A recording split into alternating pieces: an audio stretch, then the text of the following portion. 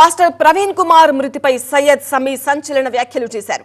ప్రవీణ్ కుమార్ హత్యకు కారణం పాస్టర్ రంజిత్ ఓఫీర్ అని కామెంట్ చేశారు. ఓఫీర్ తన తల తీసుకురమ్మన్నాడని ఆవేదనతో ప్రవీణ్ ఫేస్బుక్ పోస్ట్ పెట్టారన్నారు సమీ. ఓఫీర్ ప్రవీణ్ పగడాల మధ్య వివాదం ఉందని, ఆయన మృతికి అదే కారణమని సమీ అంటున్నారు. ఇక పాస్టర్ ప్రవీణ్ మృతికి తనకు ఎలాంటి సంబంధం లేదన్నారు సమీ. ఈ విషయంపై మరిన్ని వివరాలు టీవీఎస్ సీనియర్ కరెస్పాండెంట్ మురళి అందిస్తారు. సో ఇప్పుడు రాష్ట్రంలో పాస్టర్ ప్రవీణ్ మృతి తర్వాత అనేక మంది పేర్లు తెరపైకి వస్తున్నాయి. నిన్న ఒక పేరు వివాదంలోకి వచ్చినటువంటి పరిస్థితి మనం చూసాం. నెల్లూరుకి చెందినటువంటి షమీ అనేటువంటి పేరు. మనతో షమీ ఉన్నారు, ఆయనతోనే మాట్లాడదాం. షమీ గారు చెప్పండి, అసలు ఎందుకు మీ ఇద్దరి మధ్య అసలు వివాదం అనేది వచ్చింది?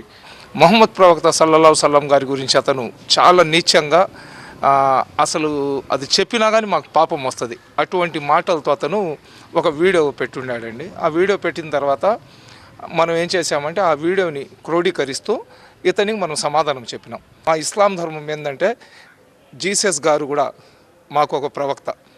మనం కానీ జీసస్ గారి గురించి కానీ మేరీ మాత గురించి కానీ మనం ఏదైనా చెడు కానీ మాట్లాడితే మేము నరకానికి పోతామని మా ఖురాన్లో పొందపరిచి ఉన్నారు. ఆ ఉద్దేశంతో వాళ్ళ దేవుళ్ళకి ఏం చెప్పకుండా, వాళ్ళ ప్రభువుకి ఏం చెప్పకుండా మాట్లాడిన వ్యక్తి నాకు ముఖ్యం. ఆ ధర్మం కాదు కదా, క్రిస్టియానిటీ చెప్పలేదు, ఈడ అహంకారంతో చెప్పినాడు కాబట్టి ఇతనికి మేము గట్టిగా మాట్లాడినాం.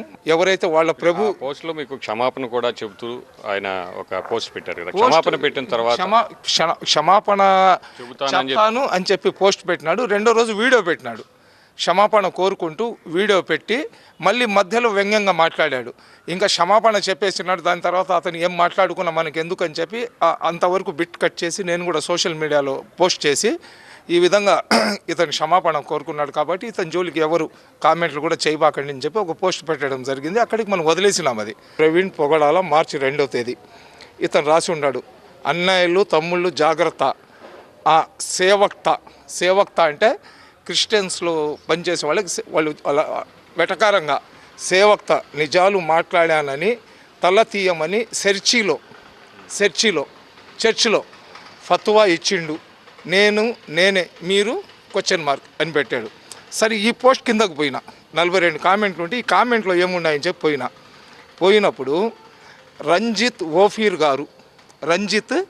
ఓఫీర్ అంటే హీఈస్ ఆల్సో క్రిస్టియన్. అతను రంజిత్ ఓఫీర్ అనే అతను క్రిస్టియన్. అతను ఈ ఓఫీర్ అనే అతను ఆయన పుస్తకానికి ఆయన ఎక్స్పోజ్ చేశాడంట. ఎక్కడో ఆయన ఏదో పుస్తకం రాసి ఉంటే చేసినప్పుడు నా తల తీసుకొని రమ్మన్నాడు. అది గుర్తు చేసి ఆయన జోలికి వెళ్తున్న వారికి హ్యాట్స్ ఆఫ్ అని ఇచ్చినాను అని చెప్పాడు. క్రిస్టియన్లతోనే వాళ్లకున్న తగాదాలు, వాళ్లకున్న గ్రూపుల్లో వాళ్ళు కొట్టుకొని చచ్చినట్లున్నారు. అది తీసుకొని వచ్చి కనబడిన హిందువుల మీద లేకపోతే ముస్లింల మీద నెడితే అలాగండి. నీ ధర్మం గొప్పది, నీ ధర్మం గురించి చెప్పుకో. యేసు ప్రభు కన్నా ప్రభు ప్రపంచంలో లేడు. యేసు ప్రభు అనుకుంటేనే అతను ఇలాగంటే మీరు చచ్చిపోతారు, ఇలాగంటే మళ్ళీ బ్రతికిపోతారు అని చెప్పుకో. దానికి మేమేం అడ్డం చెప్పు. ఫైనల్గా మీరు ఏ విచారణకైనా కూడా సిద్ధమే?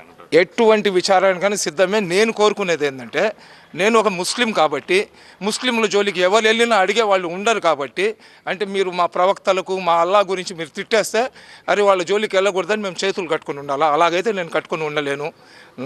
నా ప్రవక్త గురించి కానీ హిందూ దేవీ దేవతల గురించి కానీ ఆల్రెడీ నేను 6 నెలల ముందర ఒక ఇంటర్వ్యూలో చెప్పిన.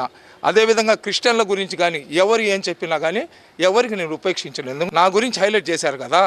ఈ రంజిత్ ఓఫీర్ గారే చంపేసి ఉండొచ్చు కదా, డబ్బు కోసమో పవర్ కోసమో లేదా లేడీస్ కోసమో ఏదో సంఘటన జరిగింది. ఆ కోణంలో కూడా పోలీసు వాళ్ళు విచారించాలని చెప్పి నేను TV9 ద్వారా అందరికీ తెలియజేస్తున్నా.